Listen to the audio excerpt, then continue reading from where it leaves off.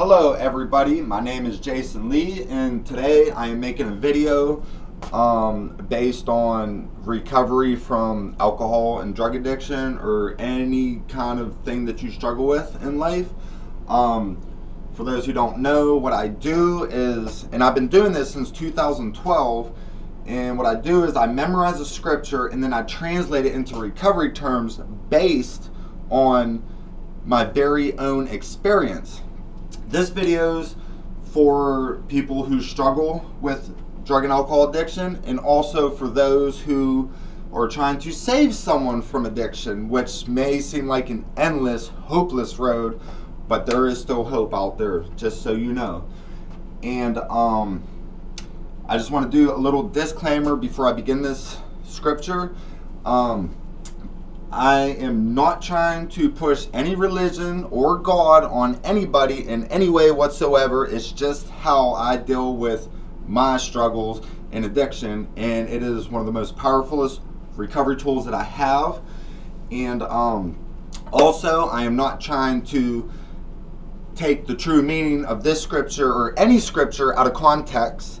It's just when I hear the scripture and I memorize the scripture, what I'm about to tell you, the way I translate it, is what I think about when I memorize a scripture. So, with all that being said, I'm going to get started. Let's see. So, the scripture I have today, according to the New King James Version Bible, if you're not into the Bible, still listen up anyway. Just look at it as basic instruction before leaving earth. And also, if God's not your higher power, that's okay too. Just whatever your higher power is, like I said, this is not based on stuff like that, so I'm not trying to push anything on anyone. Anyway, let me continue on. I'm talking too much. So according to the New King James Version, in the book of Psalms, chapter 144, verse 1, it goes, "Blessed be my Lord, my rock, who trains my hands for war and my fingers for battle." One sentence, but so much meaning. Please allow me to explain.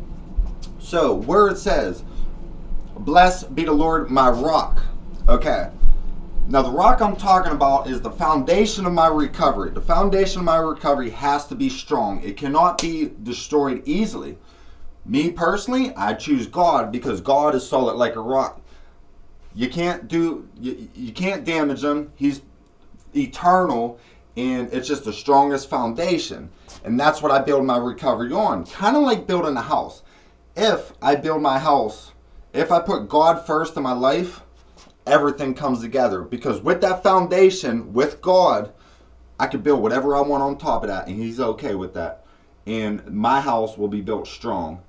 And one thing I used to try and have failed many times over is I hear a lot of people, including myself, they say, "Oh, I found this girl or I found this dude, and you know, I'm gonna stay clean for them because they make me feel good." And then I see a lot of people, and I did this so many times myself too. People will put someone they fell in love with or think they fell in love with, and they'll put them before everything. That would be the foundation of the recovery. Now, that's kind of like if you build your recovery on a weak foundation like that, that's like by the time you build your recovery or build your house on that foundation, the wind's going to blow and the rain's going to pound, and by morning your house is going to be demolished. Why? Because you build it on a weak foundation. Me, on the other hand, I cut the nonsense out. And I found God to be my foundation, because when I have God as my foundation, blessed be my Lord, my rock. He's solid like a rock. So that's my foundation, and I build my house, my recovery on that. So when the wind blows and the rain pounds on that house, in the morning, my house is still staying strong. That's what the first part means. Blessed be the Lord, my rock. Now, blessed be the Lord, my rock, who trains my hands for war. This is the second part. The war I'm talking about is the war in my head, the war in your head. It's the war between good and evil, recovery and addiction. And I hate to say it, but that's a war that none of us can win. Okay? But the closest you can get to winning that war is when you die, hopefully of old age, that you die clean. If you die clean, you won that war for yourself. But if you die dirty, you lost that war. But whether if I'm dead or gone, that war continues on. And it's never ending. It's never ending. Trains my hands for war. That's what that means. Now here's where it's really important to understand. But trains my fingers for battle. So the way I look at that, who trains my fingers for battle, battle's where it's at. The battles are going to come. They're going to go. There's going to be few battles. There are going to be many battles. And once you defeat one of those battles, there's always going to be a battle ahead of you. Sooner or later, it's that addiction, that evil, that's going to try to battle you at some point later on. But you could beat it though. And what I like to do, because it says trains my fingers for battle, I like to pick 10 recovery tools that I could battle the addiction with. So I'm going to name 5 of my recovery tools and make it a little short. So first of all, I got prayer. That's probably one of the most powerful recovery tools I got. I could be in a straitjacket in a mental institute with duct tape on my mouth, earplugs in my ears, and my eyes sealed shut. And guess what? I can still pray because I still have my mind working. You could pray. I could pray any time of the day, any time of the year. Then so that's one. And then I have let's say read a book. It can be literature, they call it an NA or AA. So I like to educate my mind with things, useless things and useful things, both, you know. And so when I read a book or I educate my mind is focused on what I'm reading or what I'm trying to educate myself with, therefore taking the focus off addiction, urges, and triggers and things like that.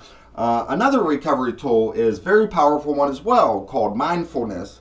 A form of mindfulness more known as meditation. Before I go to sleep, I would meditation sounds on YouTube as I go to sleep. And it's like, you ain't got time for meditation. If you got time to sleep, you got time for meditation. Just play some meditation in the background as you go to sleep, and go to sleep to that and wake up to that. And I'll tell you what, you will wake up feeling pleasant.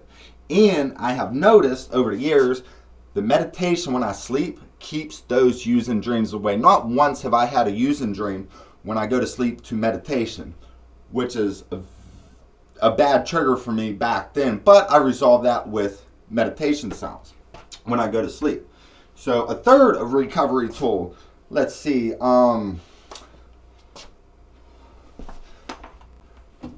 a third recovery tool would be, it could be anything, like just finding a new hobby. I like to geocache. It's a little treasure hunt on your phone. Check it out if you get a chance. Go out, fly a drone, ride the quad, go for a walk. And it works, you know, because as long as I'm doing something other than sitting around isolating, having my mind stuck on what am I going to do? Oh, go get high. No, that ain't the way to do it.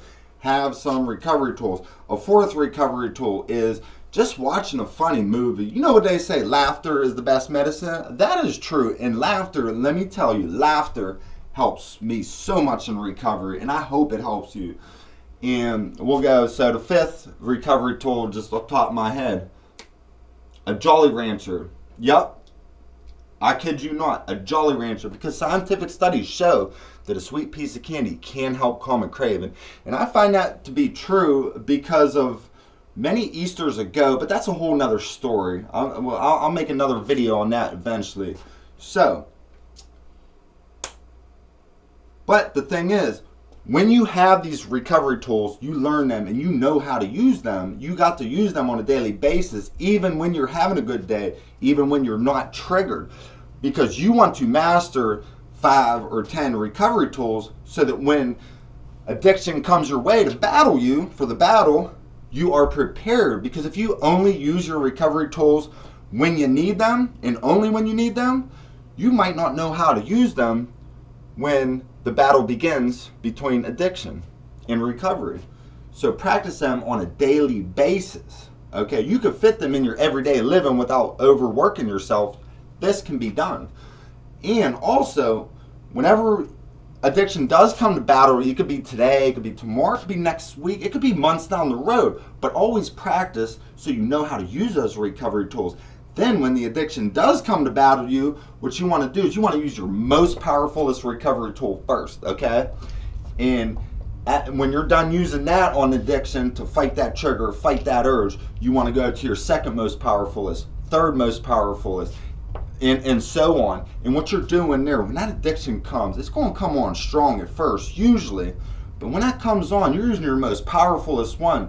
And every time you go down the line for each recovery tool, you're weakening that addiction. You're weakening that urge and wanting to use and triggers.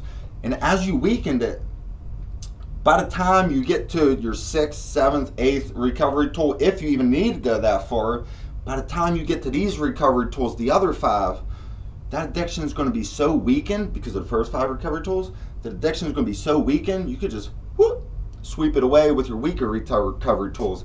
Then you can stay clean for at least that day, or until at least that battle's over. Until the addiction works out a little more out there and tries to come back, it comes back at you at a later time. But always be prepared. Always use the recovery tools on a daily basis. Even when you don't need them, make sure you practice them, learn them, and master them. Like the samurai masters a samurai sword. That's a whole nother story too. I might actually do that one next. I love the samurai story I made. But anyway, the thing is, okay, so I'm going to speak the scripture again. And with all that I just got done saying, the scripture will make a little more sense of how it relates to me and probably you in recovery. Because if you're an addict, you're probably dealing with a similar situation. And it goes, according to the New King James Version, "Blessed be the Lord my rock, who trains my hands for war and my fingers for battle." Get through the war, but most importantly, make sure you win each and every battle. So when your time on earth has come, hopefully of old age, that you will die clean, a happy person. Because a happy person is a clean person. And with that being said, I just want to say, I really hope that y'all enjoyed this video. I hope y'all got something out of it. This doesn't just apply to like drug and alcohol addiction. This can also apply to any addiction, gambling, overeating, anger, whatever. You know, just you can apply these things to whatever you struggle with in life. And the purpose of me making this video, which I will have a lot more coming, because like I said, I've been doing this since 2012. I hope that this video has helped at least one person who has viewed this and gets something out of it. There's always a message. There's always a purpose. A lot of people told me before, there is a purpose to my madness. There really is. And so I hope y'all found this video helpful. And if you do, make sure you share this to someone who just might need to hear it, because it just may be helpful. If it doesn't make sense to you, share it anyway, because it just might make sense to someone else, and it just might keep someone clean. Even for a single day would be worth it. That means I reached my goal. So oh, hold on, my phone's ringing. Hold on. Hello? Okay, yeah, I'll tell them. Okay. All right, love you, bro. Bye. Alright, so I just got off the phone with God. He said, if you like this, make sure you like, subscribe, and share. He said, if you don't, that's okay. He forgives you anyway. And with that being said, I hope you all enjoyed the video. Until next time, I know y'all didn't sneeze, but God bless you anyway. Good day.